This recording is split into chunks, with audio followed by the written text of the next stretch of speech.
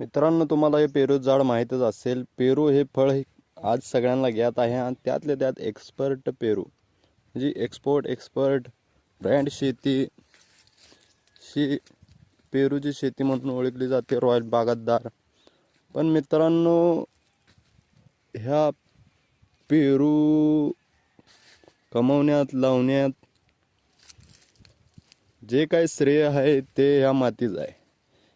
महाराष्ट्रात आपण सर्वात आधी कुणाला आई म्हणतो तर या मातीला.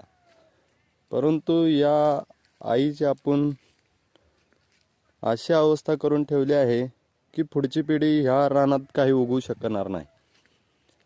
बघा, हे असे रॉयल शेती ब्रँड शेती म्हणणारे ना, ही या प्रकारची शेती करतात की पुढे 7 जन्म नव्हे, पुढे एक 20 वर्षानं या रानात काही पिकू शकणार नाही. सर्व प्लॅस्टिक रानात झाला असून या रानाची कस हळूहळू कमी होत जाणार आहे. जसे की आता आपण बघतो, लोकांना ऊसातनं ड्रीप काढायला अपदा होते म्हणून ते डायरेक्ट ऊसात ड्रीप जाळतात.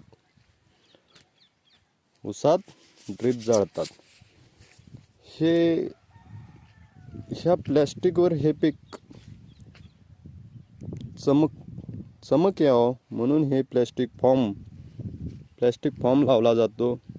चमकीचं फळ आहे आणि हा पूर्ण पेरू आतनं कापूस झालेला आहे.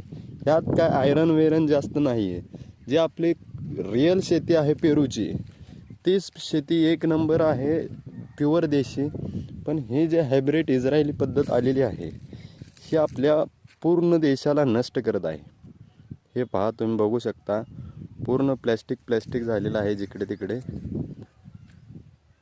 वर पण आहे. प्रत्येक ब्रँड शेती करणाऱ्या शेतकऱ्यांना माझं हेच म्हणणं आहे की तुम्ही शेती करा, योग्य पद्धतीने करा, व्यवस्थित करा, ब्रँड करा, कशी करायची तशी करा. परंतु ह्या आपल्या जननीची, या आपल्या आईची ही अशी अवस्था करू नका. आपण कमवतो भविष्य या पिढीसाठी, तर भविष्य या पिढीसाठी आपण देणार आहे काय? हे प्लॅस्टिक.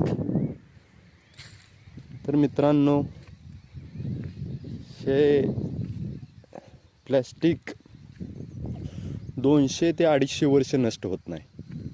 तर हे जाळून नष्ट झालेलं नाही. तर आपण बघू शकतो, हे टणक एक वीट तयार झालेली आहे. विटेपरास भयंकर खूप टणक झालेला आहे. तुम्ही एक विचार